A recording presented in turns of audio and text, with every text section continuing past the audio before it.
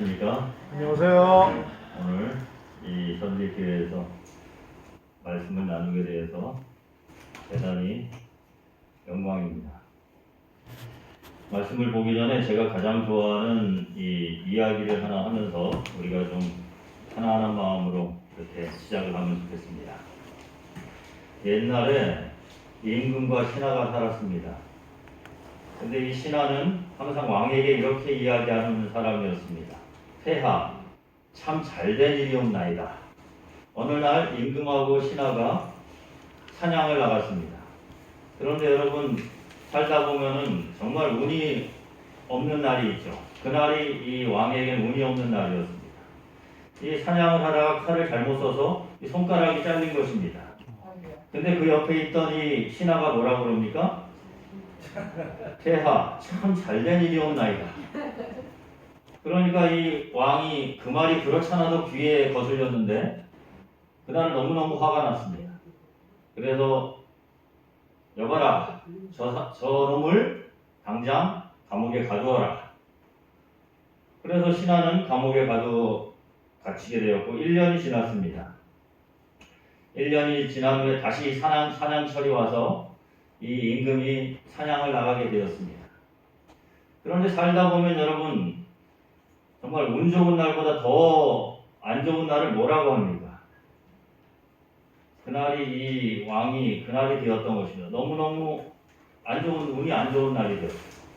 그래서 사냥을 하다가 식인종에게 잡힌 것입니다. 두 손과 발이 묶여서 이 식인종들이 어깨에 임금을 메고 어디로 갑니까? 네, 가마솥 앞으로 가는 거예요. 펄펄 끓는 가마솥에 펄펄 물이 끓고 있고 그 앞에 이제 이 임금이 이제 삶아서 먹히게 된 그런 순간이 되었습니다. 그때 추장이 딱 나오더니 이렇게 이제 임금을 살펴봅니다. 그러더니 추장이 그러는 거예요. 참 오늘 운이 없는 날이네. 하더니 풀어주는 것입니다. 알고 봤더니 여러분 왜 풀어줘요? 왜 풀어줍니까? 이 식인종들도 흠이 있는 음식은 안 먹는 것입니다. 그때 여러분 이 임금이 누가 생각이 났겠습니까? 그 신하가 이제 1년 전에 감옥에 가뒀던 그 신하가 생각이 나는 것입니다. 그러니까 임금이 신발도 안 신고 막 뛰어서 어디로 가요? 지하 감옥으로 가서 그 신하 앞에 누가? 임금이 무릎을 꿇습니다. 그리고 울면서 이렇게 이야기하는 것입니다. 여보게 자네처럼 충실한 신하를 내가 1년씩이나 이 감옥에 가두어 놓다니 정말 미안하네. 나를 용서해 주게나. 그러자 이 신하가 또 뭐라고 합니까? 폐하, 제가 1년씩이나 감옥에 갇혀 있었던 것도 잘된 일이옵나이다. 하니까 이 임금이 눈이 둥그레져서 무슨 말인가 하고 듣는 것입니다. 만약 임금님께서 저를 이 감옥에 가두지 아니하시고 저와 함께 오늘 또 사냥을 나갔다면 흠이 없는 저는 지금쯤 이미 식인종 밥이 되고 이 자리에서 폐하를 만나지 못했을 것입니다. 그러니 제가 1년 동안 감옥에 갇혀 있었던 것도 참 잘된 일이옵나이다. 여러분 말이 됩니까? 이게 제가 가장 좋아하는 이야기입니다. 제가 한 20년 전부터 이 이야기를 알고 있었는데 제 마음에 항상 새기고 이렇게 살아가는 이야기입니다. 저는 여기서 폐하 대신에 주님이라고 항상 넣습니다. 주님, 참 잘된 일이옵나이다. 여러분 어떤 때는 우리가 이 손가락이 잘려지는 것 같은 그런 아픔이 있는 날이 있어요. 참 견디기 힘들죠. 정말 견디기 힘들어요. 그때 어떻게 이야기합니까? 우리는 믿음으로 이렇게 이야기하는 것입니다. 주님, 참 잘된 일이옵나이다. 때때로는 우리가 이 감옥에 갇혀서 1년씩이나 갇혀있는 순간도 있을 것입니다. 그러나 그 일이 전화위복이 될 수 있어요? 될 수 있어요. 그걸 우리는 어떻게 알 수 있습니까? 믿음으로만 알 수 있어요. 하나님을 믿는 믿음으로 하나님께 기도하면서 그 일을 우리는 전화위복으로 삼는 것입니다. 저는 이제 네팔에 PMM 선교사로 가게 되었습니다. 저는 우리 키멜리스 선생님이 지금 잘 됐다고 얘기하지만은 저는 저에게는 잘 됐다고 처음에 저는 이야기하지 못했어요. 이것이 저에게는 큰 도전이고 힘든 일이었습니다. 그러나 이제 지금은 마음을 많이 추스려서 이렇게 있지만은 참 이 주님 참 잘된 일이옵나이다 라고 이야기하는 것이 정말 쉽지 않은 그러한 도전이 저에게는 이제 선교사로 가는 것이었습니다. 우리 키멜리스 선생님은 제가 영어학원에서 일할 때 제가 한 20년 가깝게 영어학원에서 일했는데 그때 이제 이렇게 왔다가 가고 1년마다 이제 이 외국인 선생님들이 왔다 갔다 하는데 20년이었으면 약 1000명은 왔다 갔다 했을 거예요. 1000명이 넘었겠죠. 그 중에 제가 가장 존경하는 분이 한 분 있었는데 팀 아무개입니다. 근데 이 자리에서 다시 만나게 된 거예요. 정말 왜 존경하냐면은 키멜리스 선생님이 성격이 좋은 분은 아니에요. 이렇게 발발하고 그냥 이렇게 그러신 분이긴 하지만 이 학생들을 위해서 시간을 내는 겁니다. 이 수업 외에도 막 시간을 내요. 제가 그걸 보고 참 희한하다. 그리고 자신의 시간뿐만이 아니라 돈을 써서 이렇게 그들을 먹이고 이런 일들을 하는 것입니다. 그렇게 하는 선생님들이 많지 않았어요. 이 외국인 선생님들이. 그런데 그런 모습을 제가 옆에서 이렇게 지켜볼 기회가 있었어요. 그리고 성경을 가르치는데 열정을 다해서 가르치는 거예요. 그런 모습은 저에게 참 이제는 제가 선교사로 떠나는 마당에 참 제가 저만큼 할 수 있을까 라는 생각을 오늘 또 키멜리스 선생님을 보면서 한번 또 생각을 해봅니다. 이제 우리 본문으로 들어가서 제가 이게 안 넘어가죠?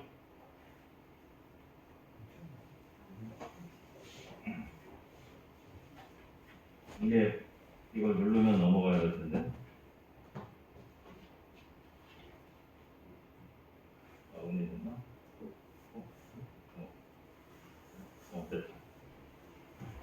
됐다.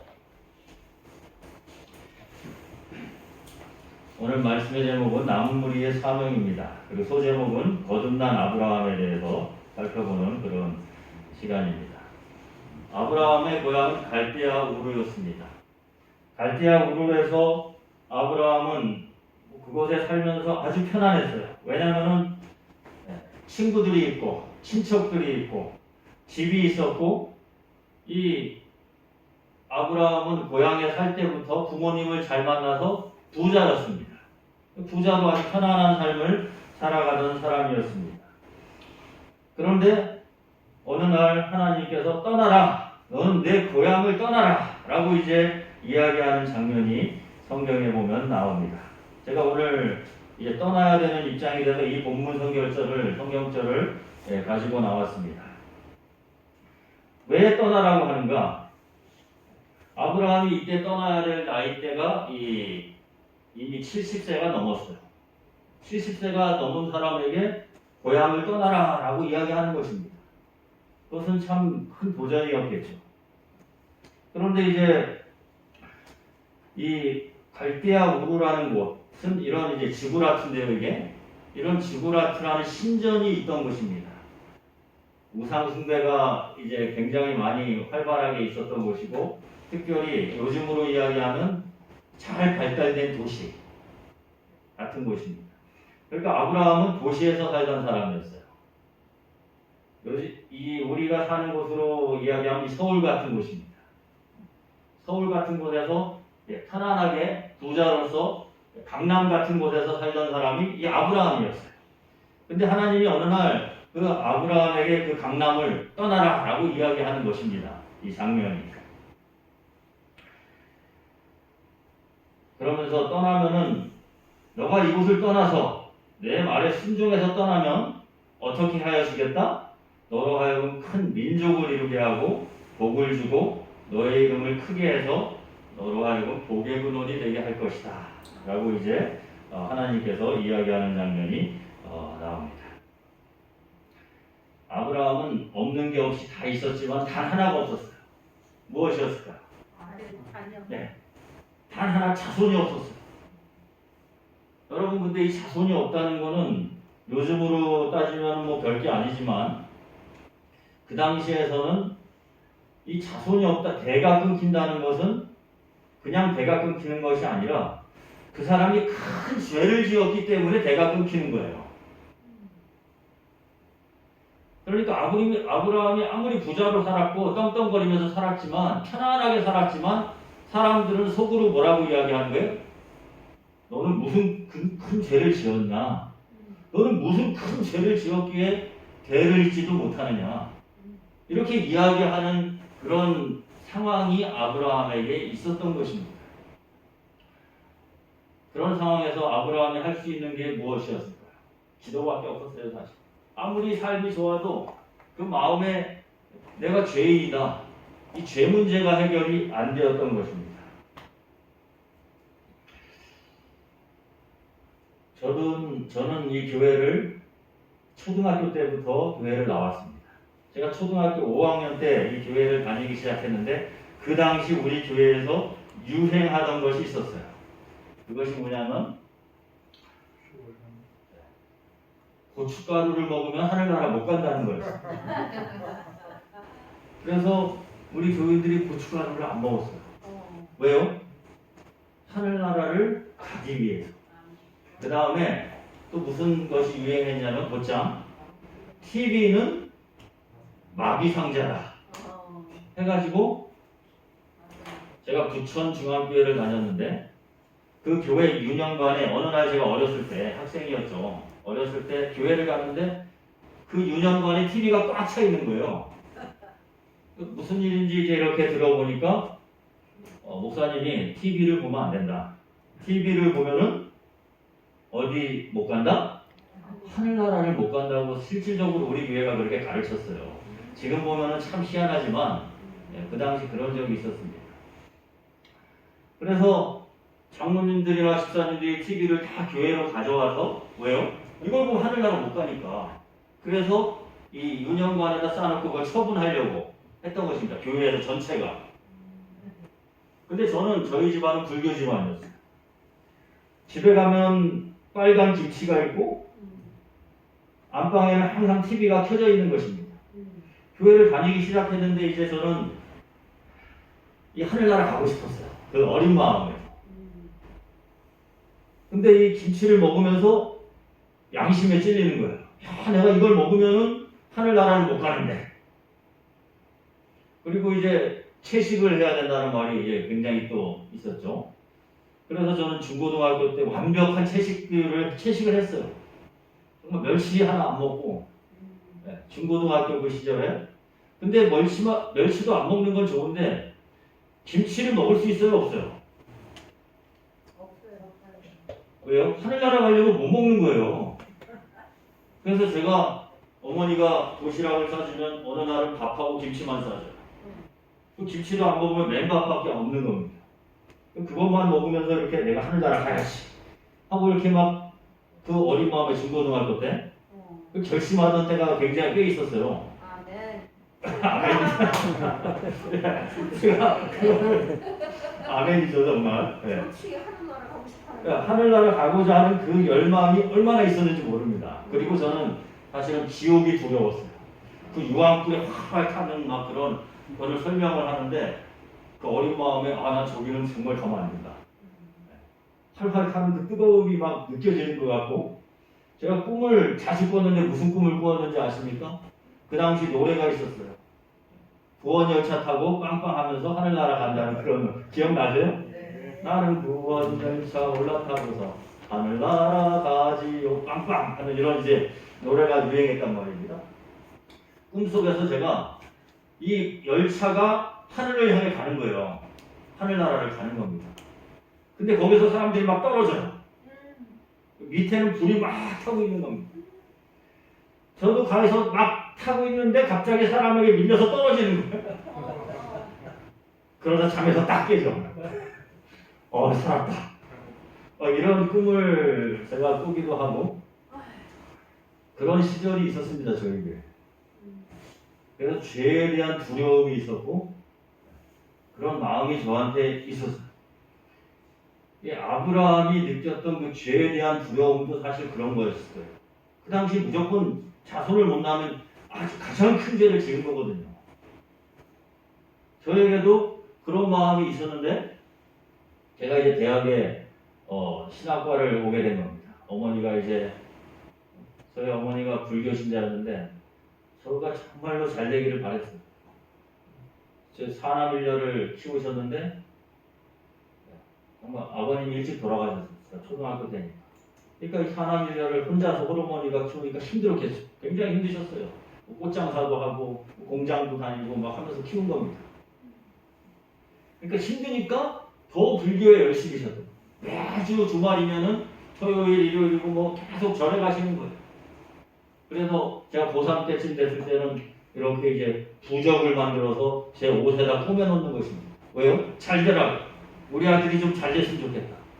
그 잠바 요 춤에 꽂고 잠바를 안 입는 계절에는 이 바지 춤에 요 바지 뒤에 안쪽에 여기다가 부적을 딱 꾸며놓으셨어요. 그럼 저는 그때는 고3 때는 제가 이제 신앙이 점점 더 이제 타오르는 거죠. 그래가지고 내가 이 신학을 해야 되겠다, 목회를 해야 되겠다 막 결심하던 때라고요.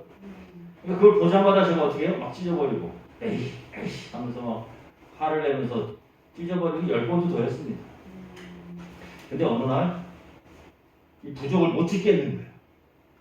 부적을 찢으려고 하는데 이제 교회 가야 되는데 부적을 찢어야 되는데 이 손을 안 움직이는 거예요. 왜 그랬을까요?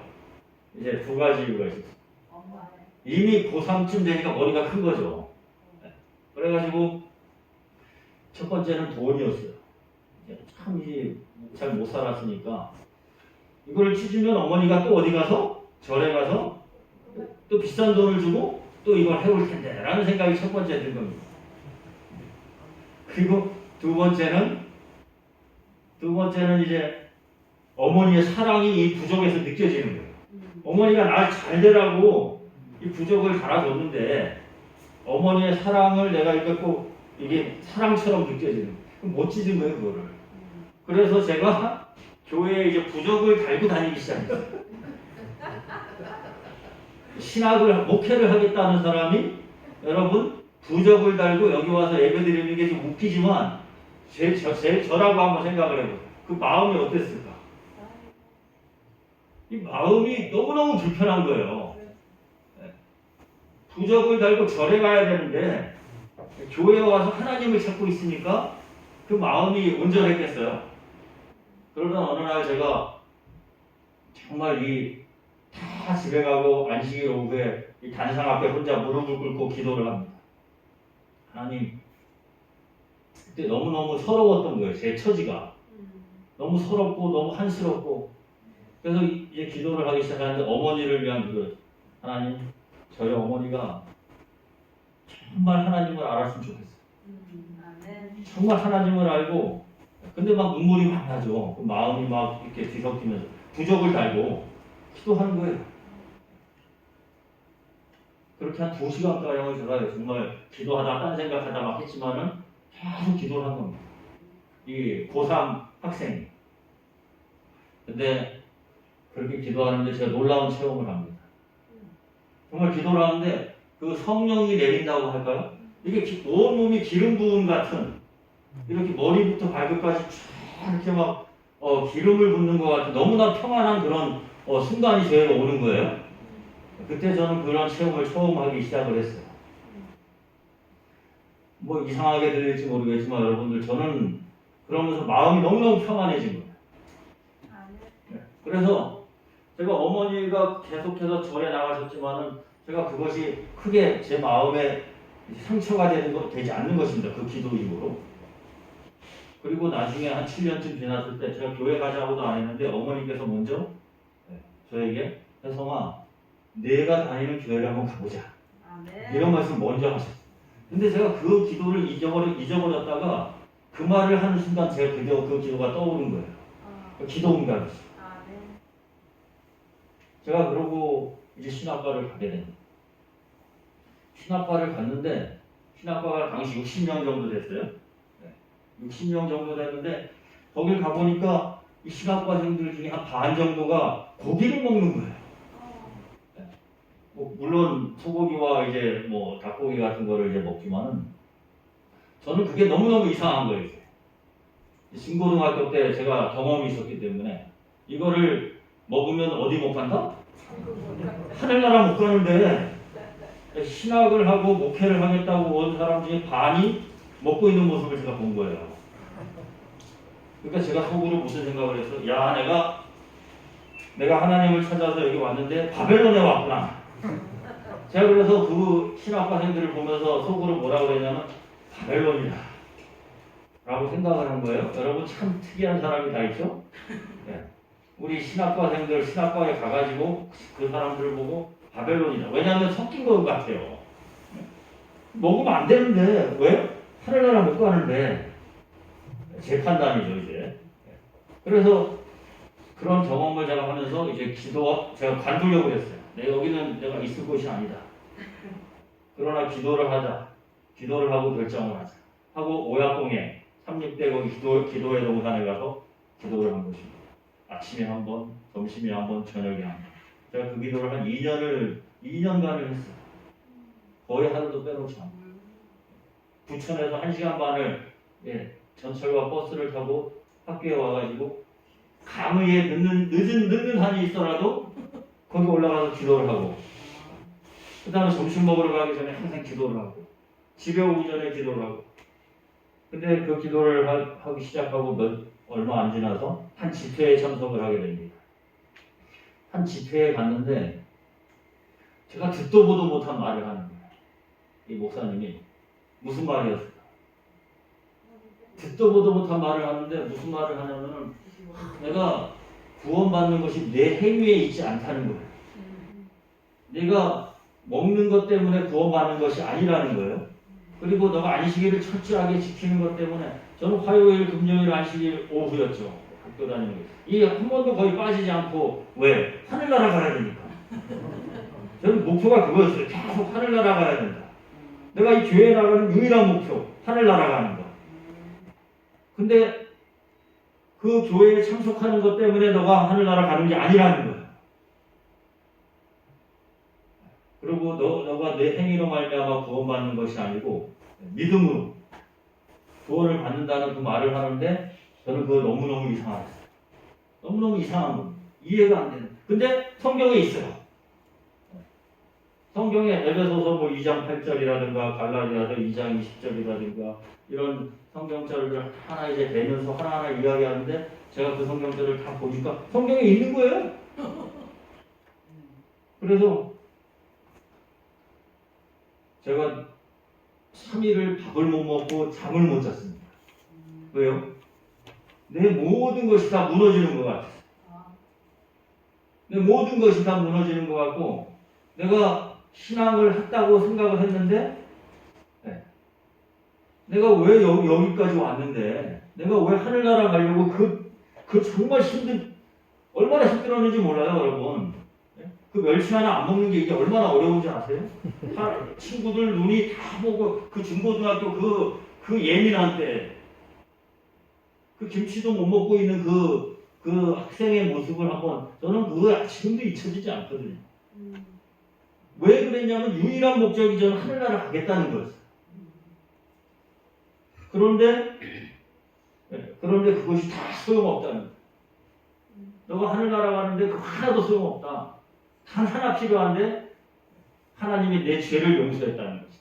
그걸 믿는 것이다.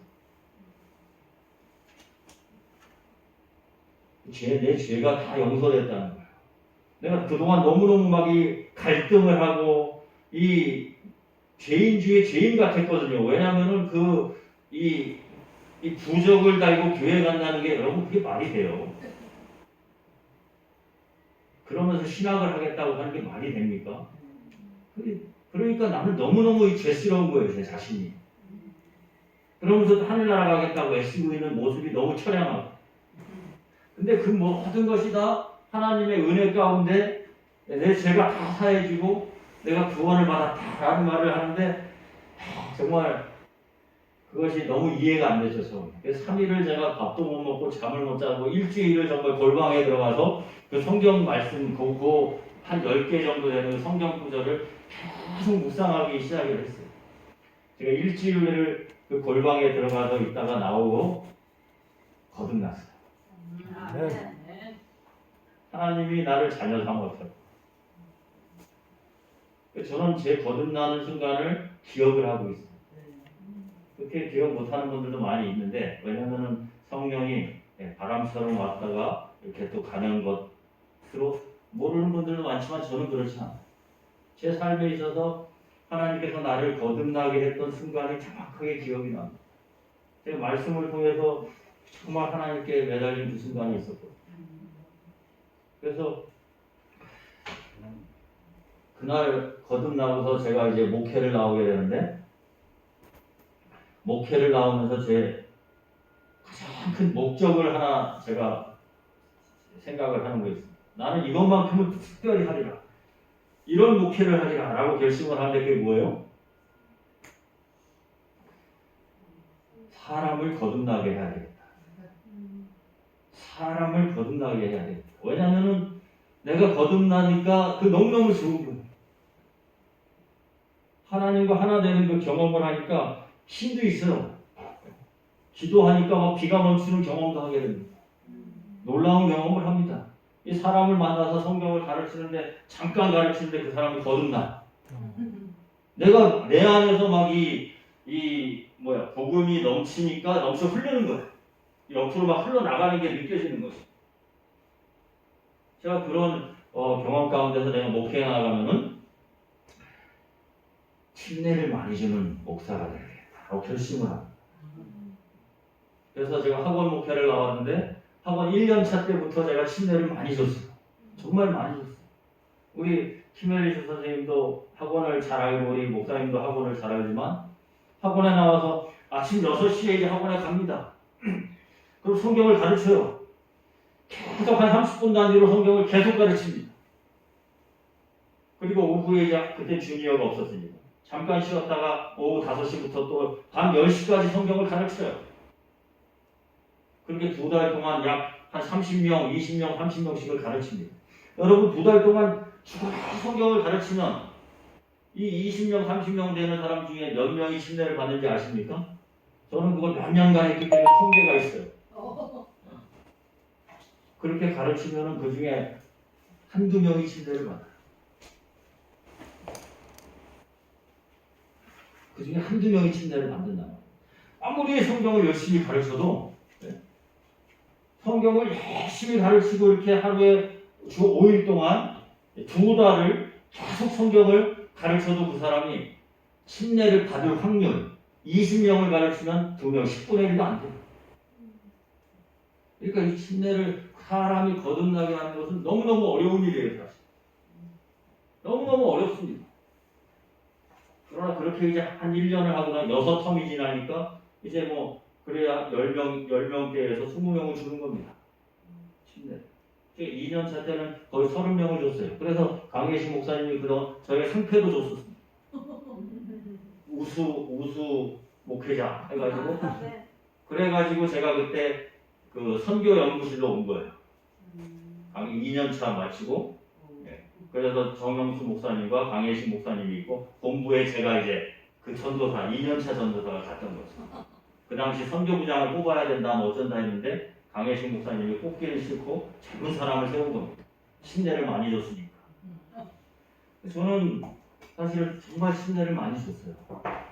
왜요? 제 목회 제가 설교를 잘하는 거를 원하지 않았어요. 그리고 목양을 잘하고 어느 분은 목회를 한다고 그러는데 잘 먹이고 친교를 가지면서 이렇게 하는 것이 목회다라고 이제 얘기하는데 저는 그것도 잘 못해도 된다고 생각을 해요. 그러나 하나만은 잘하자. 이 사람을 거듭나게 하는 걸 하자. 그래서 제가 목동학원에서 이제